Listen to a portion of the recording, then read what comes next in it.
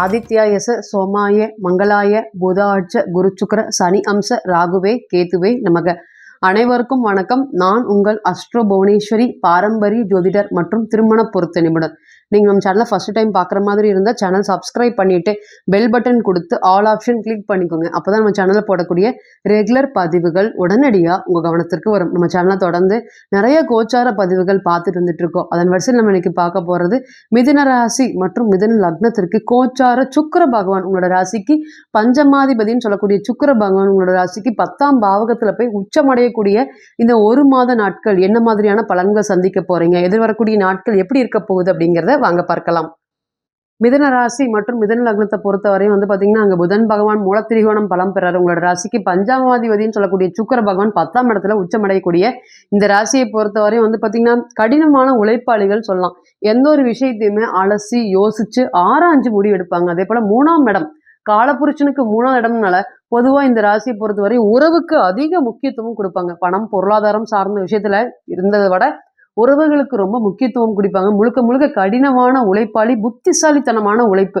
அது என்னங்க புத்திசாலித்தனமான உழைப்பு அப்படின்னு கேட்டீங்கன்னா 2 வகையான உழைப்பு இருக்கு. ஒன்று பார்த்தீங்கன்னா இந்த ஸ்மார்ட் ஒர்க்குன்னு சொல்லக்கூடிய இயல்பாகவே, அதாவது சின்ன வயதிலிருந்து இந்த அறிவு இவங்களுக்கு ரொம்ப அதிகமாக இருக்குமா?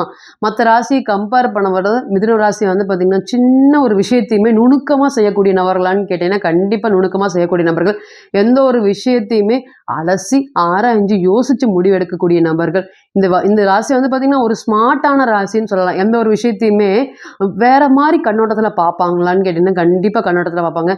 எந்த ஒரு சூழ்நிலையிலையுமே பார்த்தீங்கன்னா பெருந்தன்மையாக இருக்கக்கூடிய நபர்கள். நான் ஒரு 10 பேர் போகிறோம், அந்த 10 பேர் பக்கம் பார்த்தீங்கன்னா ஒரு இடத்துல சாப்பிட போகிறோம் அப்படின்னா முதல்ல பணத்தை எடுத்து கொடுக்குறவங்க இந்த ராசியாக தான் இருப்பாங்க. அந்த எவ்வளோ பணம் என்ன ஏது அப்படிங்கிறத யோசிக்கவே மாட்டாங்க. இந்த பெருந்தன்மையான மனப்பான்மை இவங்க கிட்ட அதிகமாக இருக்கிறதுனாலயே கடினமாக பாதிப்படைகிறாங்களான்னு கேட்டிங்கன்னா கண்டிப்பாக பாதிப்படைகிறாங்க. இது நம்மளை பாசிட்டிவ் இந்த ராசியை பொறுத்தவரை சொல்லிட்டே இருந்தாலுமே நெகட்டிவ் அப்படிங்கிறது பிற்காலம் அப்படிங்கிறத ஒன்று யோசிப்பாங்களான்னு கேட்டிங்கன்னா யோசிக்கவே மாட்டாங்க. கண்மூடித்தனமாக செலவு பண்ணக்கூடிய நபர்கள். நாளைக்கு என்ன வேணும், நம்ம நாளைக்கு இருக்கிறோமா இல்லையா, இன்னைக்கு வேணுங்கிறத நம்ம சந்தோஷமா இருந்துக்கணும் அப்படிங்கிற மாதிரி இந்த புதன் பகவான் பலம் பெற்றாவே இந்த மாதிரியா இருப்பாங்கன்னு கேட்டிங்கன்னா எந்த ஒரு விஷயத்தையுமே கேஷுவலா ஜோவியலா எடுத்துக்குவாங்களான்னு கேட்டிங்கன்னா எடுத்துக்குவாங்க. சீரியஸ்னஸ் அப்படிங்கிறது மிதுன ராசியை பொறுத்தவரை இருக்கவே இருக்காது. எந்த ஒரு விஷயத்தையுமே கூலாக ஹேண்டில் பண்ணக்கூடிய நபர்கள். புதனை பார்த்தீங்கன்னா புதன் எல்லா கிரகத்தையும் ராகு வென்றாலுமே 100 ராகுக்கு சமம் ஒரு புதன். அந்த புதன் ராசியில பிறந்த உங்களுக்கு எல்லாரையுமே வெற்றி செய்யக்கூடிய அமைப்பு எல்லாமே அதிகமாக இருக்கா அப்படின்னு கேட்டீங்கன்னா இருக்கு. பொதுவாக மற்ற ராசி எதாக இருந்தாலுமே நேருக்கு நேராக சண்டை போடுறது, ஃபைட் பண்ணுறது, அது மாதிரி இருந்தாலுமே இந்த புதன் பகவான் ராசியில பிறந்தவங்க இருந்தாலுமே நழுவுற மீன் சொல்லக்கூடிய நபர்கள். அந்த மாதிரி எந்த ஒரு விஷயத்தையுமே டக்குன்னு யோசிச்சுட்டு ஒரு பிரச்சனை இல்லாமல் மீண்டு வெளியே வந்துருவாங்களான்னு கேட்டீங்கன்னா கண்டிப்பாக வந்துருவாங்க. அந்த மாதிரி ரொம்ப தைரியம், தன்னம்பிக்கை, துணிச்சல் இது எல்லாமே புதன் பகவான் இங்கே மூலத்திரிகோணம் பலம் பெறதுனால மற்றவங்களை கம்பேர் பண்ணும்போது இவங்க பார்த்தீங்கன்னா அறிவாளி, புத்திசாலியான்னு கேட்டிங்கன்னா எந்த ஒரு மாற்றமும் இல்லாமல் நம்ம ஆமான்னு ஒத்துக்கணுமான்னு கேட்டிங்கன்னா ஒத்துக்கணும். அந்த மாதிரி இருக்கக்கூடிய நபர்களை சனி பகவான் ராசிக்கு அஷ்டமஸ்தானம். மிதுனங்கிறது பார்த்திங்கன்னா கடை கண்ணி குறிக்கக்கூடிய ராசி. உங்கள் எல்லாருக்குமே தெரியும். நம்ம ஒரு மிதுன ராசியில் பிறந்திருந்தோம், நம்ம வீட்டில் இருக்கக்கூடிய நபர்கள் நிச்சயமாக குடும்ப நபர்கள் யாராவது ஒருத்தர் கடை கண்ணி வர்த்தகம் வச்சு பிழைச்சிட்டு இருப்பாங்களான்னு கேட்டிங்கன்னா கண்டிப்பாக இருப்பாங்க. அப்போ ராசிக்கு 8ஆம் பாவகத்தில் பார்த்தீங்கன்னா சனி பகவான் அந்த தொழிலை குறிக்கக்கூடிய ஸ்தானாதிபதி அமர்ந்தோடனே நிச்சயமாக தொழிலில் ஒரு பெரட்டி போடுற அளவுக்கு ஒரு சுச்சுவேஷன் ஏற்பட்டிருக்குமான்னு கேட்டிங்கன்னா ஏற்படும். மன ரீதியான அவமானங்களை அதிகமாக சந்திச்சிருப்பீங்களான்னு கேட்டிங்கன்னா கண்டிப்பாக சந்திச்சிருப்பீங்க. எந்த ஒரு விஷயத்தையுமே யோசித்து அலசி ஆராய்ஞ்சு முடிவெடுக்கக்கூடிய உங்களுக்கு இந்த 2 வருட காலமாக நீங்கள் எடுக்கக்கூடிய அனைத்து முயற்சிகளுமே ஃபெயிலியராக இருக்கும். அதே போல் 20 வருஷமாக 10 வருஷமாக ஒரே இடத்துல ஒரு கம்பெனியில் வேலை செஞ்சுட்ருக்கேன். எனக்கு வேலைக்கு நினைவு தெரிஞ்சதுலேருந்து அவங்க தான் என்னுடைய குடும்பத்தை காப்பாற்றினாங்க.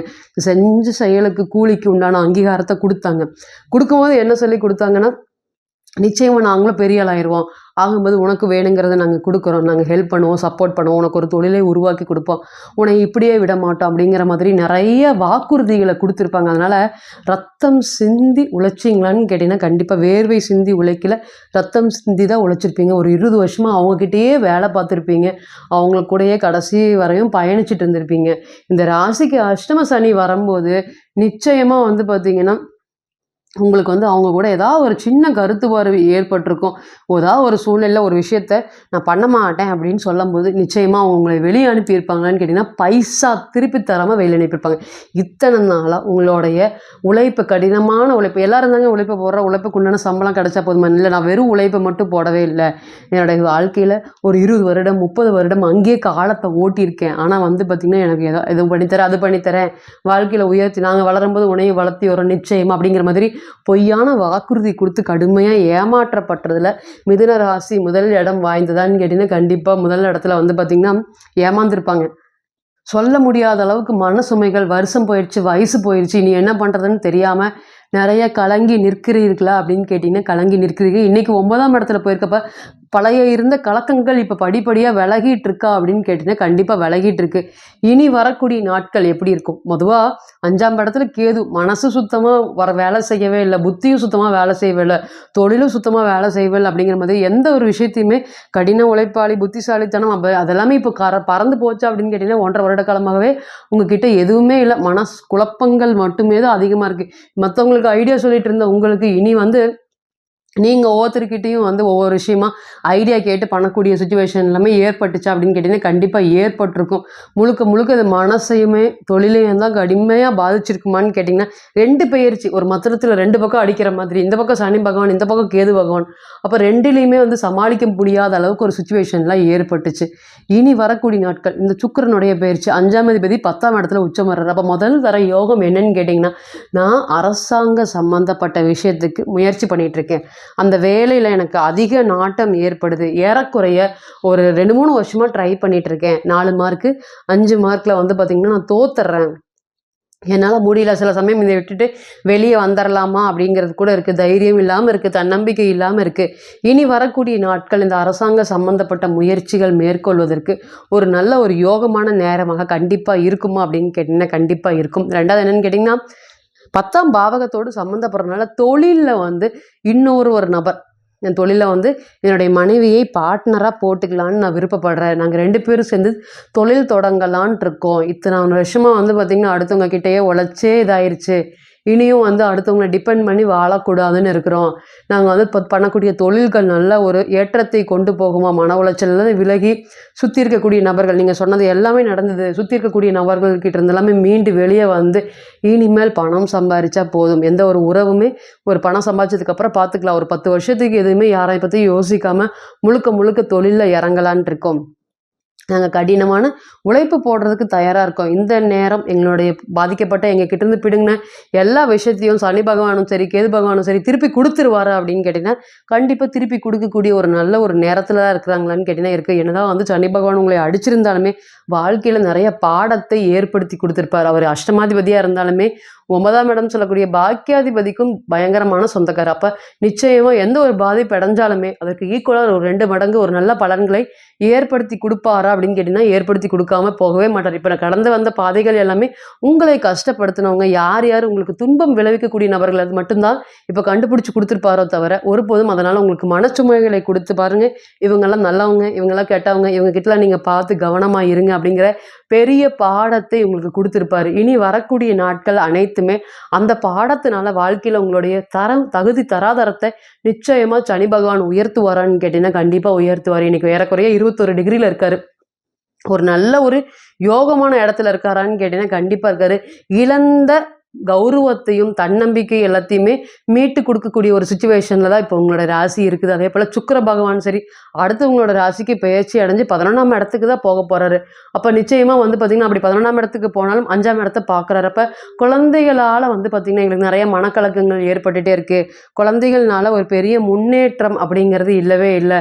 மன உளைச்சல்கள் ரொம்ப அதிகமாக இருக்குது. நல்லா படிச்சிருக்காங்க ஆனால் வேலை கிடைக்கவே இல்லை. பக்கத்தில் எல்லாருமே சொல்கிறாங்க, நண்பர்கள் சொல்கிறாங்க, உறவினர்கள் சொல்கிறாங்க, போய் இன்டர்வியூ அட்டன் பண்ணுறாங்க. 6 இன்டர்வியூ 7 இன்டர்வியூ வரை போகுது. அதுக்கப்புறம் வந்து பார்த்திங்கன்னா வேலை இல்லாமல் திரும்பி வரக்கூடிய சுச்சுவேஷன்லாம் ஏற்பட்டிருக்கு. இனி நாட்கள் வேலை கிடைக்குமா, குழந்தைகள்னால எங்களுடைய வாழ்க்கை தரம் உயருமா, நிச்சயமாக உயரக்கூடிய காலங்கள் வந்து விட்டதா அப்படின்னு கேட்டிங்கன்னா வந்துருச்சு. அதே போல் பெரிய வந்துடும் அளவுக்கு பேரும் புகழும் கௌரவமும் ஒரு நல்ல ஒரு இணக்கங்கள் குடும்பத்தோட ஒரு நல்ல ஒரு இணக்கமும் பொருளாதாரத்துக்கு ஒரு நல்ல உயர்வான நிலை எங்களுக்குன்னு ஒரு நல்ல காலங்கள் பிறந்து விட்டதா அப்படின்னு கேட்டிங்கன்னா கண்டிப்பாக பிறக்கக்கூடிய காலங்கள் வந்துருச்சா அப்படின்னு கேட்டிங்கன்னா கண்டிப்பாக வந்துருச்சு. ஆக மொத்தம் இந்த கோச்சார காலங்கள் உங்களுக்கு விரக்தி தன்மையை விலக்கி, போராட்ட குணத்தை நீக்கி, எதிர்வரக்கூடிய கவனச்சிதறல் எல்லாமே விலகி, எதிர்பாராத திருப்பங்களும் வெற்றிகளும் ஏற்படக்கூடிய ஒரு நல்ல ஒரு யோகமான கோச்சார காலத்துல நீங்க இருக்கீங்களா அப்படின்னு கேட்டீங்கன்னா கண்டிப்பா இருக்கீங்க. அதே போல வீட்டுல மதிப்பு மரியாதை கூடுவதற்கு, உங்களுடைய கௌரவம், பெயர், புகழ், அந்தஸ்து, தரம் எல்லாமே உயர்த்துவதற்கு கண்டிப்பா சுக்கிரன் ஒரு நல்ல நிலையில, ஒரு யோகமான நிலையில உங்களுக்கு ஆதரவு கொடுப்பாரு அப்படின்னு கேட்டீங்கன்னா கண்டிப்பா கொடுப்பாரு. மிதுன ராசி மற்றும் மிதுன லக்னத்தை பொறுத்தவரையும் எதிர்வரக்கூடிய அனைத்து கோச்சாரங்களுமே உங்களுக்கு ஒரு நல்ல ஒரு யோகமான கோச்சாரமா இருக்கும். அதனால இழந்ததை கண்டிப்பாக மீட்டு அடுத்தடுத்து வரக்கூடிய நாட்களில் உங்களுக்கு பார்த்தீங்கன்னா உங்களோட வாழ்க்கை தரம் பெரிய அளவுக்கு உயர்ச்சி அடையுமோ தவிர வீழ்ச்சி அடையுமா இனி வரக்கூடிய நாட்கள் அப்படின்னு கேட்டீங்கன்னா கண்டிப்பாக வீழ்ச்சி அடையவே அடையாது. இப்போ நீங்கள் கேட்டுட்டு இருந்த அனைத்துமே பார்த்தீங்கன்னா கோச்சார பலன்கள் தான். 40% 60% மட்டுமே பொருந்தும். தனிப்பட்ட ஜாதகத்தை நம்ம எடுத்து தசாபுத்தி நடப்பு அந்தரம் கணிக்கும் போது கிரகம் பெற்ற பலம் பலவீனம் அடிப்படையில் பலன்கள் கூடவோ குறையவோ செய்யும் அப்படிங்கிறதுல ஒதுப்போதும் மாற்றம் இல்லைங்க. தனிப்பட்ட ஜாதகத்தை நீங்கள் ஆலோசனை பண்ண விருப்பப்பட்டால் கீழே இருக்கக்கூடிய இந்த நம்பருக்கு காண்டாக்ட் பண்ணுங்கள். நான் வணங்கக்கூடிய நரசிம்மர் உங்கள் எல்லோருக்குமே நல்ல வளமான வாழ்க்கையை ஏற்படுத்தி தர நான் நிச்சயமாக பிரார்த்தனை பண்ணிக்கிறேன். மீண்டும் ஒரு பதிவில் உங்களெல்லாம் சந்திக்கும் வரை உங்களிடமிருந்து விடைபெறுவது உங்கள் அஸ்ட்ரோ புவனேஸ்வரி. நன்றி, வணக்கம்.